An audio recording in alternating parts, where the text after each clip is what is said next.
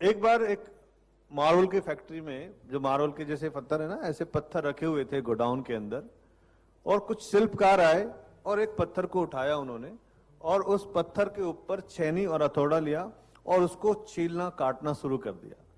अब आप सोचिए कि एक पत्थर के ऊपर जब छेनी चलती है, हमको सुई भी चुभ जाती है तो हमको बहुत पेन होता है, दर्द होता है। पत्थर के ऊपर छेनी हथौड़ा चलने लगा तो जो दूसरा पत्थर है, क्योंकि हर इंसान, जानवर जानवर की भाषा समझता है, इंसान इंसान की भाषा समझता है, पत्थर पत्थर की भाषा समझता है।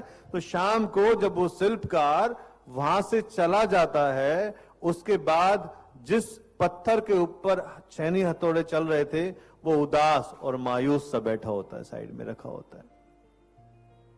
दूसरी तरफ एक ऐसा पत्थर जिसको कुछ भी नहीं हुआ, छुआ भी नहीं किसी ने, आराम से शान शौकत से खड़ा हुआ है, रखा हुआ है।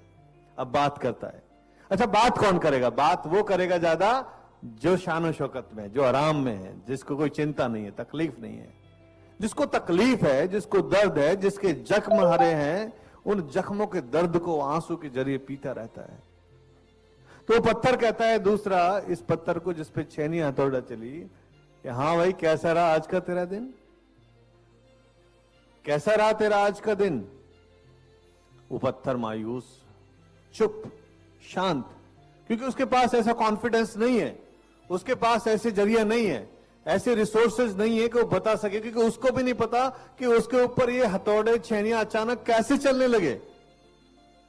एक दिन बीता, 2 दिन बीते, 3 दिन बीते, महीना, 2 महीना, और ये सिलसिलावार चलता रहा, चलता रहा, चलता रहा। छिलाई हो रही थी, हथौड़े चल रहे थे, दर्द तकलीफ उसको हो रही थी, और वो पत्थर रोज शाम को उसको मजे लेता, उससे बात करता। 6 महीने हुए साहब, ये जो पत्थर था अब इसने एक शेप ले ली थी, एक मूर्ति की शेप ले ली थी, एक भगवान की मूर्ति की शेप ले ली थी। और ये पत्थर उसको कह रहा है, अबे तेरी क्या हालत हो गई, कितना बढ़िया था तू, और अभी देख कैसा हो गया तू, टेढ़ा मेढ़ा। वो दर्द पे चुप था।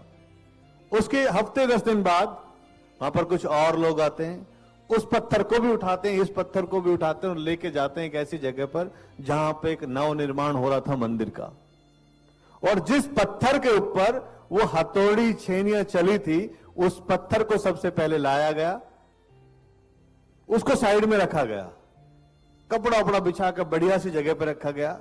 और जो दूसरा पत्थर था, जो ऐशोआराम से जी रहा था, जिसपे कोई छेनी हथौड़े नहीं चली थी, जिसको किसी ने छुआ तक नहीं था, उसको अब सब छू रहे थे। और छू के उसको क्या किया, सबसे पहले उस मंदिर की पैड़ी। और अभी इसका नंबर नहीं आया, सब कुछ हो गया, मंदिर बन गया। उसके बाद उस पत्थर को उठाया जाता है और उस मंदिर के अंदर उसको स्थापित किया जाता है। 7 दिन तक पूजा पाठ चलता है, प्राणात्मा उसमें डाली, मतलब इस तरीके से वो पूजा जाता है।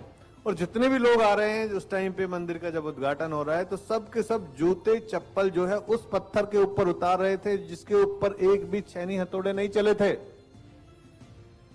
उसके बाद वहां पर जाते लोग नतमस्तक हो जाते, लेट जाते, हे प्रभु, हे भगवान, और अपने दुख तकलीफ बताते।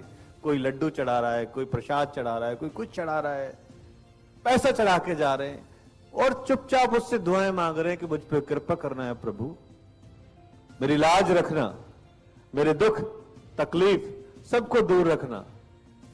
अब ये सिलसिला पूरा दिन चलता रहा। उसके बाद शाम को फिर मंदिर के पट बंद हुए, और अब फिर वो पत्थर आपस में, क्योंकि 6 महीने से बात चल रही थी, वार्तालाप चल रही थी, एक वार्तालाप आज फिर से शुरू हुई। लेकिन इस बार वार्तालाप किसने स्टार्ट की थी? जो चुप रहता था, जिस पे हथौड़ियां चलती थी, जिस पे छेनी लगती थी, उस पत्थर ने शुरुआत की, हां जी, की हाल चाल है तुहाडे? समझे आप बात को? तो वो चुप रहा। और वो चुप रहा जिसपे कुछ भी नहीं चला था, छेनी हथौड़ा, वो चुप था। अब बोल रहा है, देख, तू मेरे से रोज पूछता था ना मैं क्या कर रहा हूं, क्या कर रहा हूं, तेरे साथ क्या हो रहा है।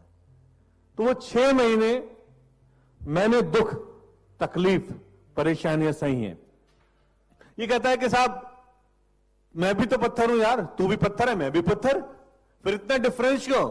मेरे को पूरे दिन मेरे ऊपर जूते चप्पल गंदगी गारा ये सब पड़ा रहा और मेरा दम घुटता रहा, और तुम्हें जो लोग आ रहे हैं वो दूध से नहला रहे हैं, शहद से नहला रहे हैं, मेवा खिला रहे हैं, मालाएं फूल मालाएं पहना रहे हैं, आपके पैर छू रहे हैं?